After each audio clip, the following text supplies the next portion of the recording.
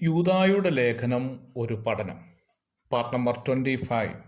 യൂദായുടെ ലേഖനം 14-15 വാക്യങ്ങളിൽ നുഴഞ്ഞുകയറ്റക്കാർക്ക് വരാൻ പോകുന്ന ന്യായവിധിയെക്കുറിച്ചും അവരുടെ പ്രവർത്തന രീതിയെക്കുറിച്ചുമായിരുന്നു നാം ചിന്തിച്ചത്.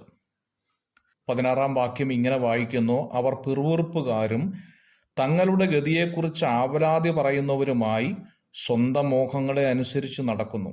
അവരുടെ വായ് വമ്പ് പറയുന്നു, കാര്യസാധ്യത്തിനായി അവർ മുഖസ്തുതി പറയുന്നു എന്ന് രേഖപ്പെടുത്തിയിരിക്കുന്നു.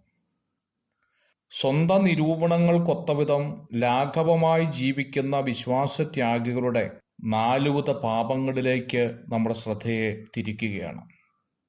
ഒന്നാമത്, ഇവര് അസംതൃപ്തരാണ് എന്ന് യൂദ ഓർമ്മപ്പെടുത്തുകയാണ്.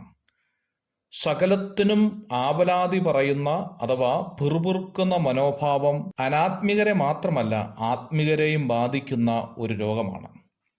വേനൽക്കാലത്ത് അവർ മഴക്കാലത്തെയും മഴക്കാലത്ത് അവർ വേനൽക്കാലത്തെയും ആഗ്രഹിക്കും. എന്നാൽ യഥാർത്ഥമായി വീണ്ടും ജനിച്ച ഒരുവന്റെ ജീവിതത്തിൽ അതൃപ്തി ഉണ്ടാകാൻ പാടില്ല എന്നുള്ളതാണ്. തികച്ചും പിറുപിറുപ്പ് ദൈവസന്നിധിയിൽ ഒരു പാപം തന്നെയാണ്. ജീവിതത്തെ തെറ്റായ പാന്താവിലേക്ക് നയിക്കുന്ന മറ്റൊരു പാപമാണ് മറ്റുള്ളവരുടെ കുറ്റം കണ്ടുപിടിക്കാനുള്ള വ്യഗ്രത. തങ്ങളുടെ ഗതിയെക്കുറിച്ച് ആവലാതി പറയുന്നവർ എന്നതാണ് മറ്റുള്ളവരുടെ കുറ്റം കണ്ടുപിടിക്കുന്നു എന്നത് അർത്ഥമാക്കേണ്ടത്. സ്വന്തം വൈകല്യങ്ങൾ കാണുവാൻ കഴിയാതെ അപരന്റെ ജീവിതത്തിലെ ബലഹീനവശം തിരയുന്നതിന് പരീശത്വ മനോഭാവം എന്നല്ലാതെ എന്താണ് പറയേണ്ടത്? ദൈവസ്നേഹം ജീവിതത്തിൽ നിലച്ചുപോയി എന്നതിൻ്റെ ലക്ഷണം കൂടിയാണ് ഇത്.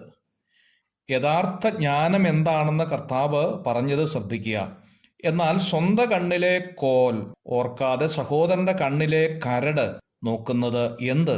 അല്ല, സ്വന്തം കണ്ണിലെ കോലിരിക്കെ നീ സഹോദരനോട് നില്ല്, നിന്റെ കണ്ണിൽ നിന്ന് കരടെടുത്ത് കളയട്ടെ എന്ന് പറയുന്നത് എങ്ങനെ? കപടഭക്തിക്കാരാ, മുമ്പേ സ്വന്തം കണ്ണിൽ നിന്ന് കോൽ എടുത്തു കളയുക, പിന്നെ സഹോദരന്റെ കണ്ണിൽ നിന്ന് കരടെടുത്തു കളവാൻ വെടുപ്പായി കാണുമെന്ന് മത്തായിയുടെ സുവിശേഷം 7-ാം അധ്യായത്തിന്റെ 3-ാം വാക്യത്തിൽ കർത്താവ് അരുളി ചെയ്യുകയാണ്. മൂന്നാമത് ഇവരെ കുറിച്ച് പറഞ്ഞിരിക്കുന്നത് ഇവർ ആത്മപ്രശംസക്കാർ എന്നാണ്. അവർ തങ്ങളെക്കുറിച്ച് തന്നെ വമ്പു പറയുന്നു എന്നാണ് മറ്റൊരു പരിഭാഷ.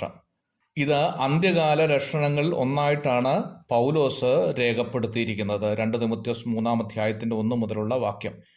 ഇങ്ങനെയുള്ള വ്യക്തികളുടെ നിരവധി ചിത്രങ്ങൾ വേദപുസ്തകത്തിൽ കാണുന്നുണ്ട്.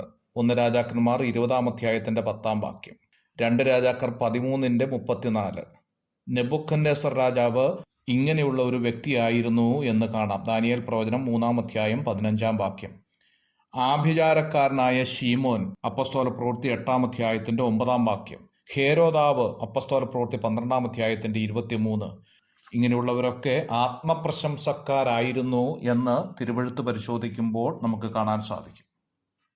4-മത്, ഇവർ മുഖസ്തുതി പറയുന്നവരായിരിക്കും. സ്വന്തം കാര്യസാധ്യത്തിനായി അവർ മുഖസ്തുതി പറയുന്നു.